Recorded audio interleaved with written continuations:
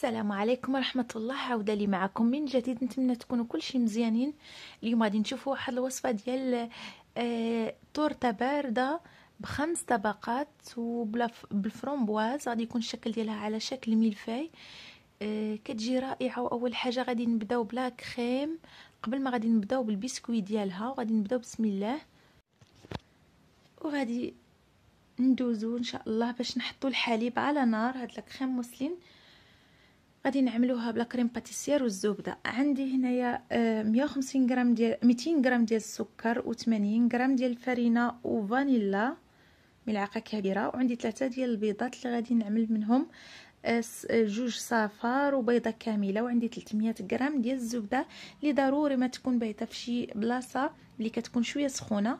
غادي نحط الحليب يغلى على النار، وغادي نوجد البيض. غادي نحط البيض في واحد الاناء، بيضه كامله و2 ديال الصفار.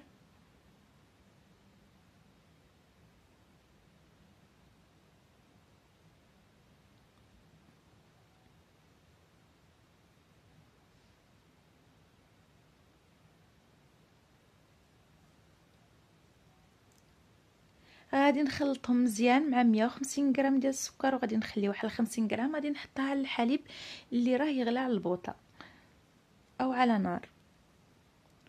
غادي نخلط مزيان، وغادي نحط عليها ملعقه كبيره ديال الفانيلا، واللي كيف ما قلت لكم اللي ما كانتش متوفره عنده هذه يعمل اي فانيلا، اي نوع ديال الفانيلا. وغادي نخلط مزيان. غير هذه كتعجبني فاش كيكون فيها دوك الحبوب ديالها. هنا سمحوا لي بلاصه ما نحط الفرينه عاد بدي نحط الحليب. انا شغلوني الدراري ديالي وما بقيتش نعرفه شنو ندير، خاصني نحط الفرينه عاد باش نحط الحليب. بصح معليش، نتوما ما تعملوش بحالي، حطوا الفرينه او الدقيق الابيض، خلطوا مزيان، عاد بديو تحطوا الحليب شويه بشويه حتى تحلوا كامل داك الخليط ديالكم. من بعد ما خلطتها مزيان غادي نردها في الكاسرولة، وغادي نحطها على نار متوسطه، وانا كنخلط فيها باستمرار حتى نحصل على لا كريم باتيسير ديالي عاقده. غادي نوري لكم القوام ديالها، يعني فاش غادي نطفيو عليها النار. وانا كنخلط مره كنخلط. من الاحسن ما نوقفش بالتخلاط باش ما كديريش واحد القشر لتحت وتحرق ليا. هنا بدات كتعقد. من بعد ما بدات كتغلى هكذا المره الاولى، فاش كتبدي تغلى هكذا صايي غادي نطفيو عليها النار، وغادي نردوها في الاناء فاش كانت، وغادي نغطيو عليها بواحد الفيلم اليمونتير. مره حنايا كنحيدوا عليها الفيلم وكنخلطوها، لان مستعجلين باش نكملوا الطورته ديالنا. الا ما كنتوش مستعجلين نخليوها تبرد على خاطرها. المهم هذاك الفيلم هذاك غير باش ما نديرش ديك القشره. هنا عندي 6 ديال البيضات، وعندي 180 غرام ديال السكر، 135 غرام ديال الفرينه، 45 غرام ديال المايزينا، واحد الاناء فاش غادي نفصلوا الصفار على البياض. غادي نبدي نفصل الصفار على البياض واحده تلو الاخرى حتى نكملهم بستة بهم.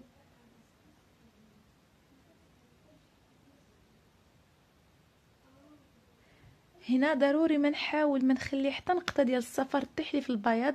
الا طاحت لكم غير نقطه فهنايا تاكدوا بلي ما غاديش يطلع لكم البياض مثل الثلج. ضروري ما تحكموا في ريصانكم وتسيو ما يطيح لكم والو. وغادي نحط على داك البياض واحد الرشيشه ديال الملحه، وغادي نبدي نخلطو بالضراب مزيان حتى كيترغوى. ضروري حتى كيترغوى عاد باش كنبداو نحطوا عليه السكر، ما نحطوش بالاول باش ما يهبطش لينا. وحنا غير مره كنرشو. عاوتاني كنضربوا واحد 3 ولا 4 سكونط ولا 5، عاودو نزيدو شي شويه حتى كنساليوه كامل. راه دغيا كيطلع، ما كيديرش دقيقه يكون طلع. واخا كنشوفوه طالع غادي نبديو نزيدو له واحد شي شويه حتى نحصلوا على هاد كيف ما كنقولوا منقار عصفور. هاد الطريقه هذه معروفه بهذا الاسم هذا. هنا عاملين الطراب كامل الجهد ديالو، وغادي نردو الوسط. لاحظوا معايا الحاجه اللي كنقول لكم مهمه جدا، ركزوا عليها. نردو الوسط وغادي نحط عليه الصفر خطره وحده، وما غاديش ندير نصف دقيقه، ما غاديش نعمل يعني 10 سكوند، وغادي نحيدو باش ما يهبطش ليا البياض البيض. هاد الملاحظه مهمه. غادي نزيد عليها ملعقه صغيره ديال الفانيلا، وغادي نشد هذيك المايزينا نغربلها، ضروري ما نغربلها باش ما يبقاوليش دوك الكتل، ضربه وحده. وبالنسبه للفرينه غادي نقسمها 3 ديال المرات او 4 شويه بشويه، وانا كنخلط كيف ما كنعرفوا ضروري ما نخلطوها بهذا الشكل هذا باش ما يهبطش لينا السكر البياض البيض عفوا، لان هذا البسكوي هذا ما كيبغيش يكون سائل، من الاحسن يكون شويه قابض راسو هكذا كيف ما غادي تشوفوا معايا في الاخير، باش نحصلوا عليه ناجح وما يسيحش لينا ويجي خفيف ومهوي. هذا البسكوي هذا كيذوب غير بوحديتو بلا ما نعملوا له اي سيرو، يعني فاش غادي نحطوا عليه لا كريم، وسرتو الا بات ولا الا درناه من الصباح للعشيه كيذوب غير بوحديتو. حتى حصلنا عليه بحال داك الشكل هذا، وغادي نجيبوا واحد الورق خاص بالطياب بالفور، وغادي نقلبوا على وجهه داك الورق. البلاصه اللي كتبريي غادي نعملها على سطح العمل، والجهه الاخرى غادي نجيب واحد الطبسيل وغادي نعمل بها الدوائر، وغادي نعمل مره اخرى في واحد الورقه ثانيه. المهم غادي نعملوا 5 ديال الدائرات في هذا القوام اللي عملت انا. هنا انا ما جاوليش في البلاطو، يعني كان عندي الورق كبير على البلاطو ديال الفور.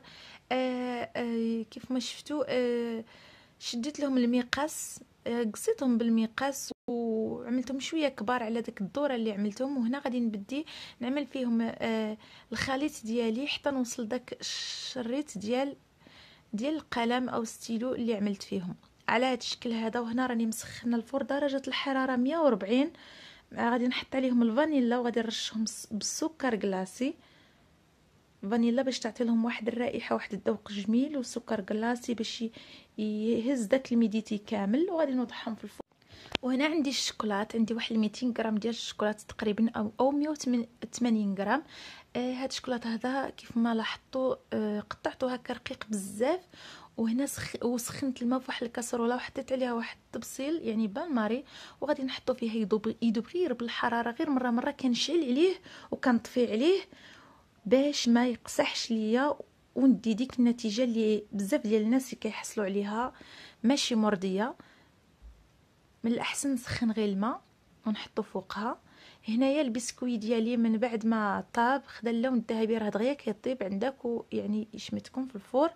غادي من بعد ما برد شويه حتى برد شويه يعني باش ما يتقطعش، وغادي نبدي نحيد عليه الورق، وانا نعمل ورقه بينو بين الوحده ورقه. هنايا عندي الزبده ديالي 300 غرام، غادي نطربها من بعد ما كانت رخوه، غادي نضربها مزيان حتى تبيض واحد دقيقه، حتى ولات الزبده ديالي على هكذا دقيقه ولا دقيقه ونص، حتى ولات بيضه طلعت شي شويه ما بقاتش هكذاك مجموعه وصفراء. هنا عندي داك لا كريم باتيسير، غادي حتى هي نطربها من بعد ما بردات مزيان، بطبيعه الحال تكون بردات. انا وضعتها في المجمد واحد 15 دقيقه من بعد ما دفات. وغادي نبدا نحط عليها الزبده شويه بشويه حتى كنساليها كامله، وانا كنطرب حتى تجانس يعني العناصر ديالي هما يعني بجوج بهم حتى ولات بحال هكذا. وغادي ندوزو للمونتاج. المرحله ديال المونتاج انا عندي هاد الشبكه اللي عندها الرجيلات بحال هكذا فاش غادي تساعدني في المونتاج ديالي. وعندي واحد الكرتونه اللي خاصه بالكاطو. البسكوي ديالي من بعد ما طاب ولا كريم، عندي الفرومبواز الا كانت عندكم الفريز ممكن، او الخوخ او اي حاجه كانت عندكم، غير واحد شي شويه. عندي هنايا لي زامون ديفيلي او رقائق اللوز، من بعد ما حمرتهم شي شويه راهم دغيا كيتحمروا في الفور. وعندي الشوكولات الخاص للدهن ديال الدراري حتى هو غادي نحتاجو للتزيين. اول حاجه دائما كنحطوا شويه ديال لا كريم في الكرتونه باش ما كيبديش يزهق لينا البسكوي. وغادي نحط البسكوي ديالي وغادي نحط عليه لا كريم كيف ما لاحظتوا معايا بدون ما غادي ندهنوه، ماشي بحال لا جينواز. هاد البسكوي هذا خفيف وكيذوب في الفم، يعني بدون اي حاجه رطيت بزاف وكيذوب في الفم. غير بلا كريم غادي تشرب يعني داك الرطوبه ديال لاكريم. ومن بعد ما حطيت عليه لاكريم وحليتها على سطح العمل وضعت عليها شويه ديال الفرومبواز، وغادي نعاود بنفس المرحله بسكوي لاكريم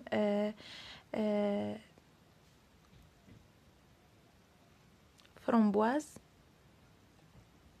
غادي نوزعو بحال هذا الشكل هذا، ما نخليش بلاصه ما فيهاش، وغادي نستمر تنكمل ب5 ديال الطبقات. وانا كنضغط بدون ما نضغط بزاف تيخرج لا كريم، غير واحد شويه باش السطح ديال التورته ديالي يجي يعني غادي واحد، ما غاديش يكون واحد البلاصه عاليه وحده هاوده، يجي مسطح.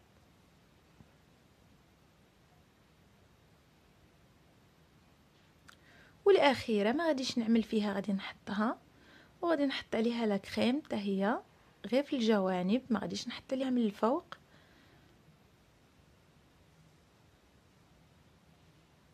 حتى نغطي كامل دوك العيوب او دوك الطبقات يولي الشكل ديالهم جميل. ضروري ما نديرو واحد الطبقه يعني شويه سميكه باش هكذا ما يبقى يبان والو يعني بدوك الطبقات هادوك. وغادي نحيد هاد الزوائد هادو اللي راهم على السطح التورته. هنا غادي نبدا نضغط شي شويه في الوسط، وانا ما كنضغطش مليح، غير واحد شويه باش يستوى السطح ديال التورته.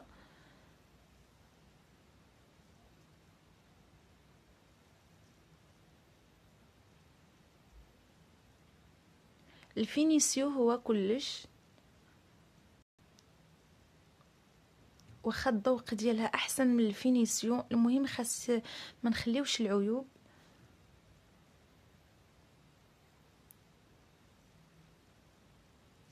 بحال هكذا. هنايا اللي عنده كونفيتير ديال الفرومبواز يعملوا على السطح ديال التورته واحد الطبقه خفيفه، يعني ما يكثرش، غير يمسح مزيان بالكونفيتير ديال الفرومبواز عاد باش يعمل عليها الشوكولات. المهم ما يكثرش باش ما تخلطلوش مع الشوكولات، وزيد يغنيها في الذوق وتجي رائعه الا كان الكونفيتير ديال الفرومبواز او اي ذوق عملتوه من داخل الخوخ ولا فريز. المهم تبعوا داكشي اللي عملته لتحت.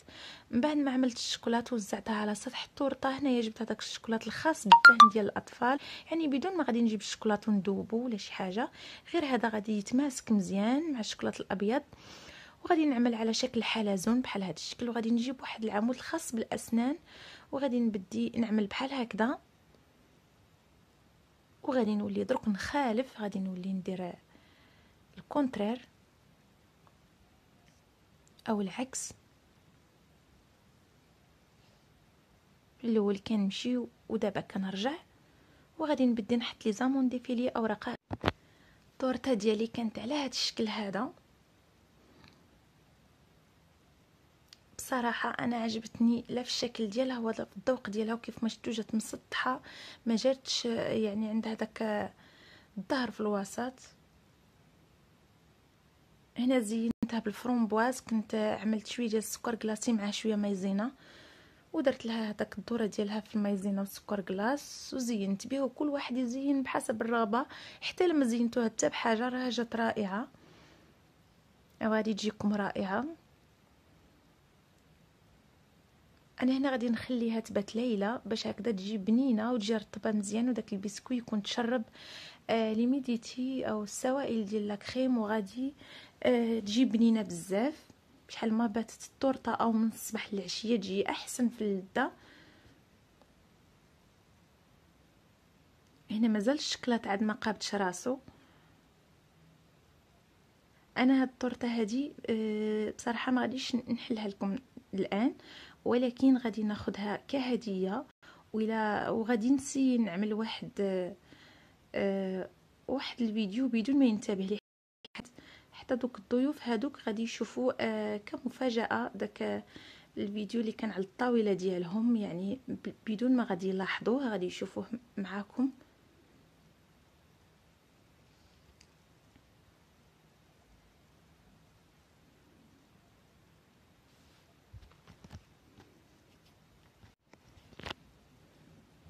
وهنا من بعد ما بردات الشكلاط تقبض في راسو.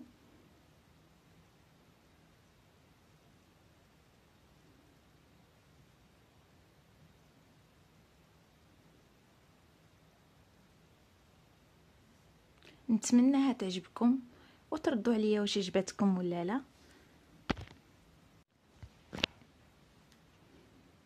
وهنايا على طاوله الضيوف كيف ما لاحظتوا بدون ما يلاحظوا شي حاجه، كانت على هذا الشكل هذا. نتمنى تكون بانت لكم مزيان لان كان الفيديو غير مختطف بدون ملاحظه. واللي اول مره يشاهد القناه ديالي يشترك في القناه ويفعل الجرس باش يوصلوا الجديد ديالي. وبصحتكم والى فيديو اخر ان شاء الله.